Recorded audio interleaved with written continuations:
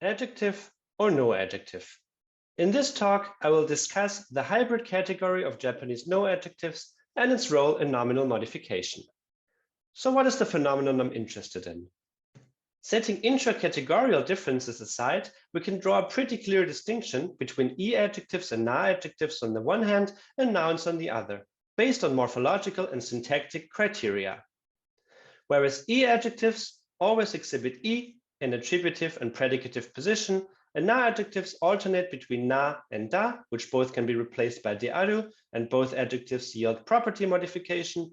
Nouns exhibit no in attributive position, and no can license a variety of different relationships, possessive relationships, and it can also license subject or theme roles.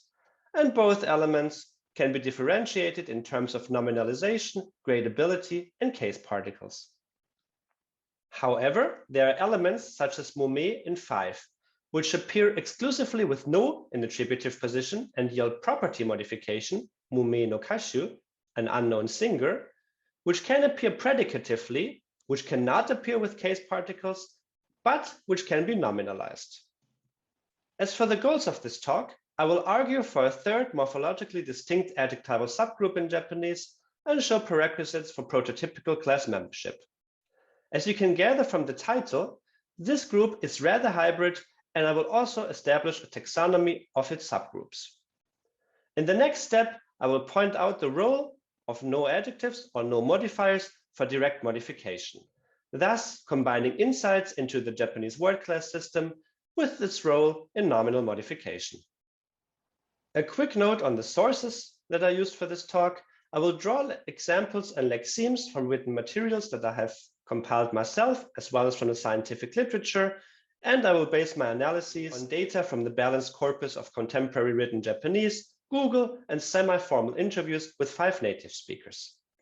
To give you a quick overview, we have just heard the introduction. Now I will give you an overview of no adjectives and establish a subcategorization, and then switch over to the topic of direct modification and the role no modifiers or no adjectives can play here.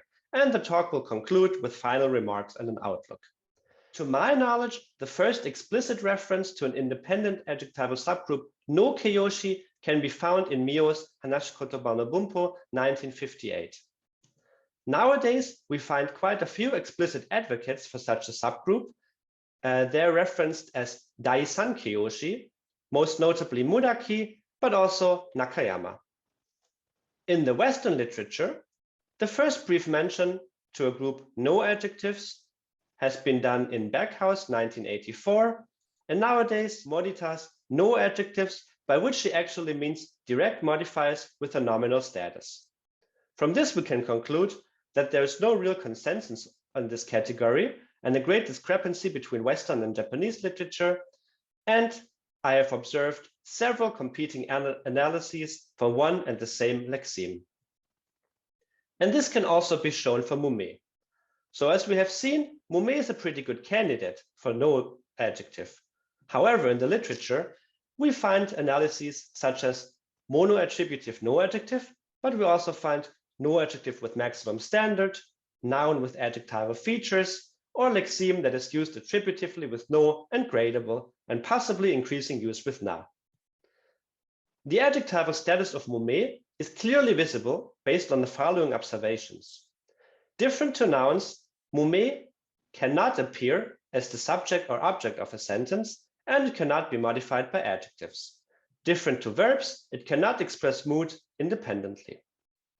Further evidence for adjectivehood can be found in the fact that mume can productively appear in comparative constructions with yori and at least with certain degree adverbs. As in 9, Yamada-san wa Tanaka-san yori mume no hayuda is a more unknown actor, or 10, modified by mataku or kanari, completely quiet. Also, mume can be nominalized with sa, an important criterion for adjectivehood in Uehara and Nishiyama, as in 11, watashi tachi no mumesa ga ookii sugiru, or 12, kyoktan na mumesa, 2 examples drawn from Google where mumesa is modified, another sign that it has been nominalized. We have seen that adjectival features differentiate mume from nouns, and that its use with no differentiated from e adjectives and na adjectives. Assuming it is a prototypical no adjective, we ask ourselves, how big is this group actually? And here we have to realize that not all lexemes behave as smoothly as Mumé, and that most lexemes that could be attributed to a group no adjectives show rather hybrid behavior in terms of elements in attributive position, such as tokubetsu, which can alternate freely between na and no, or possible subject-object role. The fluctuation between na-adjectives, nouns, and no-modifiers is somewhat expected, as they're all Sino-Japanese, and I've even, for Mumé, found some non-prototypical use, for example with na, 11 hits on the BCCWJ, or with subject case in the proverb Mumé ga ko o sosu. Anonymity can reap success. Now, the subcategorization should be able to handle the following scenarios.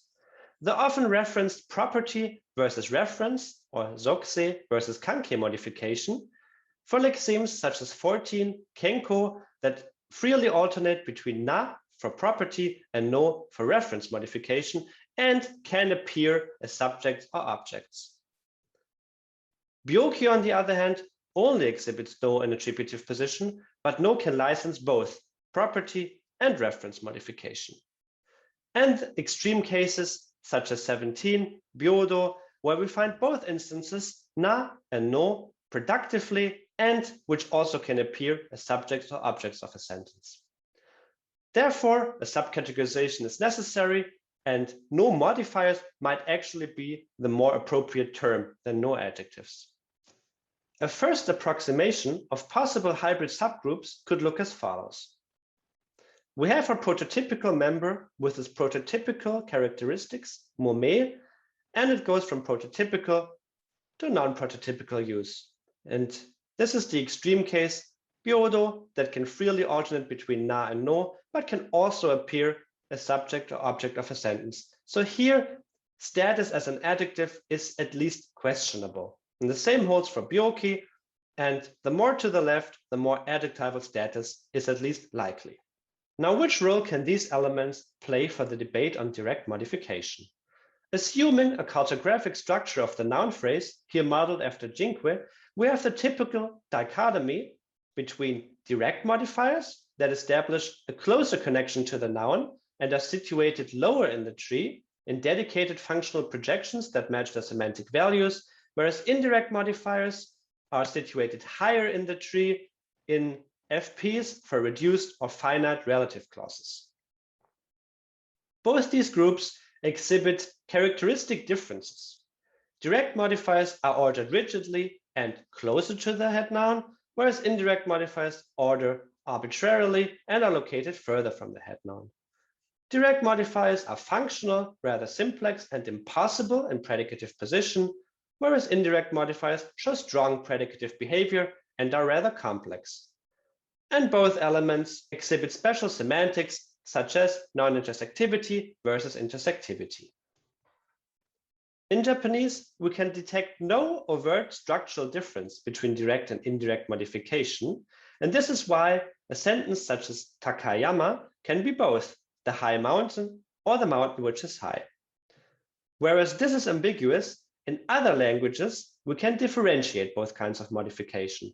In English, post-nominal phrasal modifiers, proud of her son, are indirect.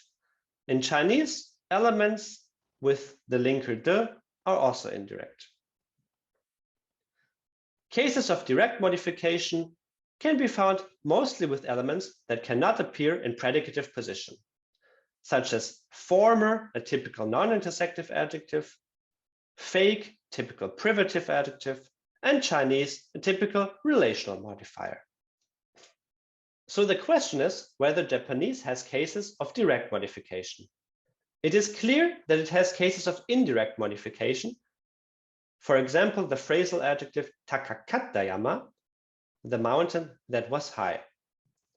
Direct modification is in the literature often argued to not exist, but we have examples such as 26, chugoku no kabin kogeki, a relational modifier, or 27, mae no daitorio, a non-intersective temporal modifier, or 28, nise no pistoru, a privative modifier. Clear evidence exists that these elements are direct modifiers. They do not exhibit predicative use, so sentences such as kono kabi wa chugoku mai ni seda are simply impossible. They cannot be coordinated. No in these instances is not equivalent to diadu, so chugoku diadu kabin is impossible. They cannot be graded, and thus they are perfect candidates for direct modifiers. However, the question remains which word class status these elements belong to. And we have to conclude that there is a strong tendency towards nominal word class status. Chugoku can freely appear as the subject or object of a sentence, cannot be nominalized, and this analysis is in line with Morita or Nagano, who see no-adjectives as the equivalent of non-gradable relational adjectives, but nouns. However, as we have seen, not all modifiers are relational or exclusively direct, and this is why we need to update our table. This is the updated version of the table where the criterion direct has been included. The new group that I have mentioned just now, labeled here as 4b, includes lexemes such as chugoku, Chinese, or komugi, wheat, or wheaten, that exhibit exclusively no in attributive position for reference, but also for property modification, can appear as subject or object of a sentence, are not gradable, and cannot be nominalized, but are exclusively direct. There's another group of modifiers worth mentioning that are listed in Muraki as kite keiyoshi, which I have translated as mono-attributive adjectives.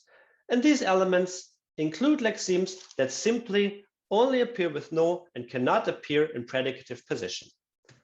Lexemes include genkan, freezing cold, okyu, first aid, and koki, curious. And I have performed a corpus analysis of 100 randomly selected modifiers out of Muraki's list, which you can find in the appendix.